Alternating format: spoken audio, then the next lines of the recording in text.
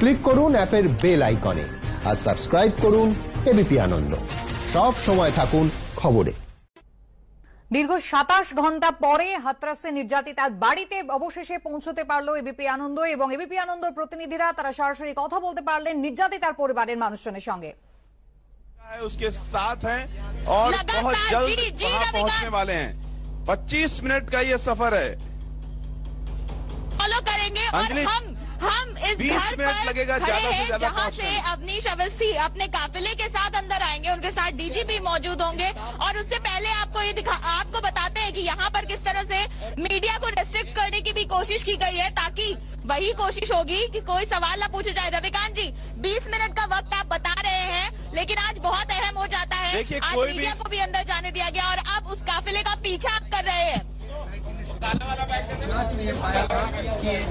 देखिए अंजलि, कोई भी जो भी हरकत प्रशासन की ओर से हुई है उसकी खुलासा लगातार एबीपी न्यूज कर रहा है और जो कुछ भी ये रोकने दबाने की कोशिश एबीपी न्यूज को करें, एबीपी न्यूज रुकेगा नहीं और लगातार चल रहा है। और इस समय हम काफिले के साथ चल रहे हैं और आपको दिखाएंगे एक एक पल की वो सारी चीजें जो जाननी जरूरी अंदर आने की। 27 घंटे का सत्याग्रह हो चुका है और सत्याग्रह का नतीजा है एबीपी न्यूज के जी पूरी तरह से तैनात है कि कुछ पलों के बाद जब पहुंचेंगे तो किस तरह की बातचीत। निश्चित रूप से ये उसी सत्याग्रह का नतीजा है कि आज आ रहे हैं तमाम बड़े अधिकारी जिनका इंतजार किया जा रहा था। बड़े अधिकारी आ रहे हैं। क्या अहम सवाल होने चाहिए आज रविकांत जी? क्या लगता है जो बड़े सवाल हम आपको जी अंजलि, बड़े सवाल हम कर रहे हैं और उनके उत्तर हम पाके रहेंगे। जो पीड़ित परिवार है उसकी एबीपी न्यूज आवाज बन रहा है, बनेगा और ये जो न्याय है वो न्याय पीड़ित परिवार को मिल सके। हमारा लक्ष्य सिर्फ इतना ही है, पीड़ित परिवार को न्याय मिलना चाहिए। इस देश की बेटियों को न्याय मिलना चाहिए।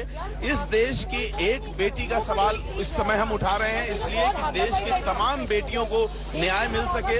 हम एक बेटी की इस समय बात कर रहे हैं लेकिन हमारा लक्ष्य है एक बेटी के हर जरिए बेटी को न्याय मिले। बिल्कुल हर बेटी को न्याय एक बेटी के जरिए। फिलहाल हम काफिले के साथ हैं अंजलि, जल्द पहुंचेंगे जी। अंजलि 20 जी, एक बेटी के जरिए हर बेटी की आवाज हम बुलंद कर रहे हैं और जिस परिवार के साथ बात करने के लिए यहाँ पर पहुंचेंगे तमाम अधिकारी, देखिए चटाइयां बिछाई जा रही हैं, परिवार को बैठाया जा रहा है। परिवार की एक बात थी कि भाई हमें अलग से बात नहीं करनी, मीडिया के कैमरे हो तो मीडिया के कैमरे तो रहने दिए लेकिन उनको दूरी पर रखा गया है। अब ये देखते हैं कि बात क्या होती है। यहाँ पर हम नजरें गड़ाए बैठे हुए हैं रविकांत जी और आप उस काफिले के पल पल की जानकारी हमें देते रहिए। कितनी देर का और इंतजार?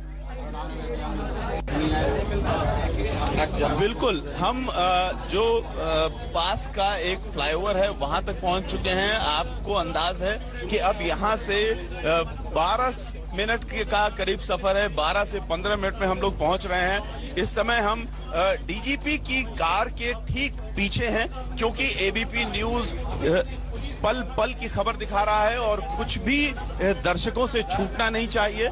इसलिए हम लगातार वो काफिला भी दिखा रहे हैं जिसमें यूपी के डीजीपी और जो अपर गृह सचिव हैं वो इसमें लगातार मौजूद हैं और हम लगातार ये कवरेज आपको दिखा रहे हैं। एक एक पल की तस्वीरें हम आपको दिखा रहे हैं। करीब करीब अब 10 मिनट रह गए होंगे और चूंकि जगह जगह पर पुलिस को क्लियरेंस मिलता जा रहा है, रोड क्लियरेंस मिलता जा रहा है, उत्तर प्रदेश के डीजीपी जा रहे हैं तो अब बहुत जल्द हम पहुंचेंगे अंजलि आपके पास।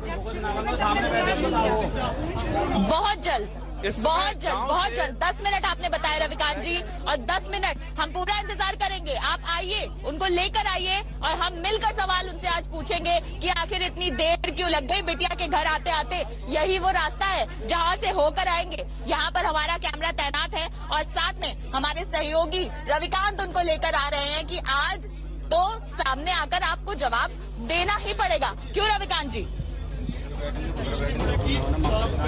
अंजलि, हम हाईवे पे आ गए हैं। हम आपको बता दें कि मुख्य हाईवे पर हम आ गए हैं जिससे सटा हुआ गांव है, जिसके पास बैरिकेडिंग करके कल दिन भर हमें गांव में मिलने नहीं दिया गया। अधिकारियों ने लापरवाही जो बरती थी उसे छुपाने की कोशिश करती रही। जिस तरीके से हाथरस प्रशासन ने आपराधिक लापरवाही की है, एबीपी न्यूज लगातार ये कह रहा है कि डीएम और एसएसपी ने मिल करके आपराधिक लापरवाही की है। उनके खिलाफ भी सजा निश्चित होनी चाहिए, उनके खिलाफ कार्रवाई होनी चाहिए। जिस तरीके से रातों रात सबूत मिटाए गए, जिस तरीके से रातों रात शव को जलाया गया, जिसके लिए अब जो पीड़ित परिवार है वो कह रहा है कि वो मेरी बेटी का शव था या नहीं था हमें नहीं मालूम, हमने उसका अस्थि भी नहीं चुनी है सिर्फ इसलिए कि हमें मालूम नहीं है कि वो किसका शव था। परिवार से इजाजत नहीं ली गई, परिवार के लोगों को साथ नहीं रखा गया। इतनी आपराधिक लापरवाही हुई है अंजलि। यही वो तमाम सवाल है, यही वो तमाम सवाल है जिनका जवाब आज इन अधिकारियों को देना ही होगा, जिनका जवाब आज इन अधिकारियों को देना ही होगा रविकांत जी, क्योंकि हम भी यहाँ पर बैठे हैं, तैनात हैं। इतने दिन हो गए यहाँ पर कोई अधिकारी नहीं आया। जो डीएम आते थे वो भी यहाँ से अब नजरें चुरा कर चले गए हैं, लेकिन आज ये रास्ता इंतजार कर रहा है। यहाँ पर ये परिवार को बैठा दिया गया है चटाइयां बिछाकर, और अब देखते हैं कि जब यहाँ पर तब सभी बड़े अधिकारी आते हैं तो क्या वो तमाम सवाल जो अभी आपने बताए, जो परिवार पूछ रहा है, क्या उन तमाम सवालों के जवाब मिलते हैं इस परिवार को? क्या इनको भरोसा होता है कि इनके साथ न्याय होगा? क्योंकि अभी तक प्रशासन ने जिस तरह का रवैया रखा है उस रवैये के हिसाब से तो इन्हें भरोसा नहीं है। तो क्या कहना है रविकांत जी? देखिए, लगातार हम यूपी की डीजीपी की गाड़ी के साथ साथ चल रहे हैं। हम आपके इस समय तस्वीर जो दर्शक देख रहे हैं, यूपी की डीजीपी उसमें बैठे हुए हैं, अवस्थी जी उसमें बैठे हुए हैं। बीच में उन्होंने हमें इशारे से रोकने की, तस्वीरें न लेने के लिए भी कहा, लेकिन हम एबीपी न्यूज के दर्शकों को लगातार वो काफिला दिखा रहे हैं। और इस समय यूपी के डीजीपी हमारी दर्शकों के ठीक सामने जो कार जा रही है उसमें मौजूद हैं अंजलि, और हम बहुत जल्द पहुंचने वाले हैं आपके पास।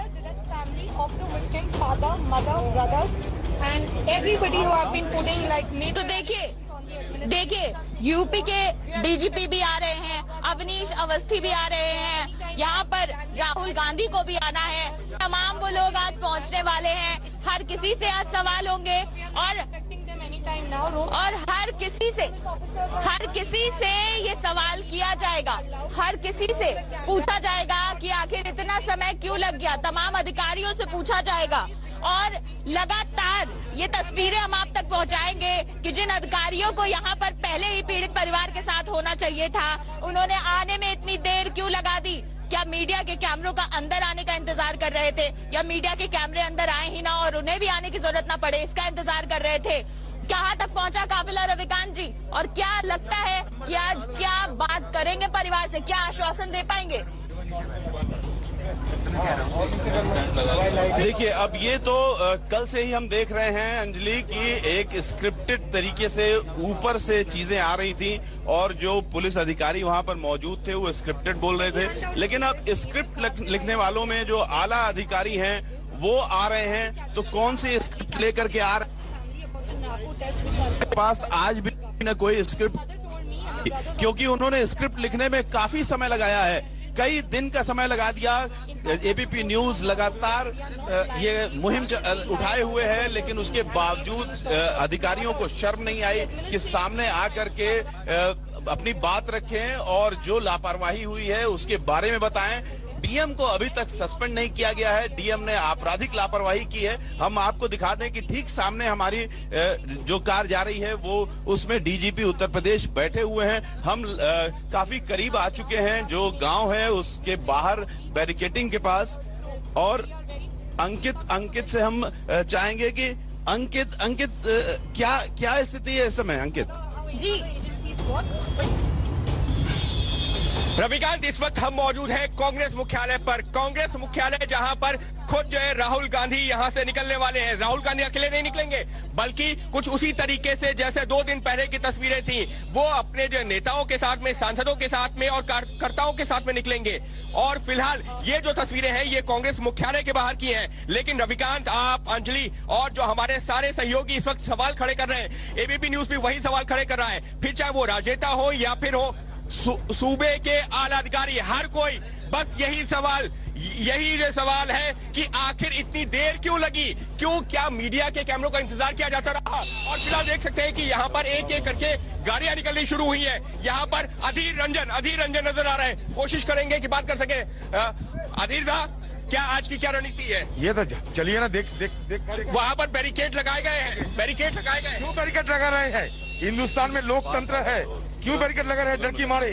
अगर कुछ नहीं किया, कोई पाप नहीं किया, अन्याय नहीं किया, तो बैरिकेड लगाने की क्या जरूरत है? राहुल जी और प्रियंका जी की कोई हत्यारे है या असामाजिक तत्व है? हम तो जाना चाहते हैं पीड़िता के परिवार से मिलने के लिए, उनको हमारा उनके साथ उनका दुख, उनका जो तकलीफ, वो हम समझने के लिए जाने का कोशिश कर रहे हैं। पहले भी जाने की कोशिश की थी, नहीं जा पाए थे। हमारा कहना है 2 दिन पहले भी जाने की कोशिश की, उसके अधिकार नहीं है। हम का गैर कानूनी कुछ काम कर रहे हैं, इसीलिए ना हम हमारा मांग रखने के लिए, हमारा जो अधिकार जताने के लिए हम जाने का कोशिश कर रहे हैं। राहुल जी कितनी देर में निकल रहे हैं? अभी निकल रहे हैं। तो फिलहाल राहुल गांधी निकलने वाले हैं, अधीर रंजन चौधरी निकल रहे हैं। देख सकते हैं एबीपी न्यूज आपको हर एक वो तस्वीर दिखाएगा, क्योंकि यहाँ पर एबीपी न्यूज सवाल भी पूछ रहा है, तस्वीरें भी दिखा रहा है, और सवाल ये भी है, राजनेताओं से भी सवाल है जो इस मामले पर जमकर राजनीति कर रहे हैं। सवाल ये है कि क्या कैमरों के आने का इंतजार किया जाता है, उसके बाद में राजनेता घर से निकलते हैं? क्यों नहीं, जब इस तरीके की घटना होती है उस दौरान इंसाफ के लिए, जो पीड़िता है उनके इंसाफ के लिए सड़कों पर आते हैं। निश्चित तौर पर एक एक करके एबीपी न्यूज सवाल दिखा रहा है, लेकिन इस वक्त क्योंकि एआईसीसी पर गतिविधियां तेज है, राहुल गांधी किसी भी क्षण यहां से निकलेंगे, तो वो तस्वीरें भी एबीपी न्यूज आपको दिखाएगा। इस वक्त एबीपी न्यूज आपको एआईसीसी मुख्यालय, यानी कि कांग्रेस का मुख्यालय है, वहां पर क्या हलचल है वो तस्वीरें दिखा रहा है। और ये जैसे यहां से काफिला निकलना शुरू होगा, हम यहां से फिर आपको सारी तस्वीरें दिखाएंगे। लेकिन इस वक्त क्योंकि रविकांत, वो जो एडीजी है, उनकी गाड़ी के साथ में चल रहे हैं, वहां पर अवनीश अवस्थी पहुंचे उनकी गाड़ी के साथ में। रविकांत, क्या गतिविधियां वहां पर? देखिए अंकित, हम लगातार उत्तर प्रदेश की डीजीपी के ठीक पीछे हैं, हमारे ठीक आगे उत्तर प्रदेश के डीजीपी की गाड़ी चल रही है। लगातार आज भी जो पुलिस फोर्स है वो बीच में लगी हुई है और उनको सलामी दी जा रही है, वो सलामी लेते हुए आगे बढ़ रहे हैं। अंकित, क्या ताजा स्थिति है वहां पर राहुल गांधी को लेकर के?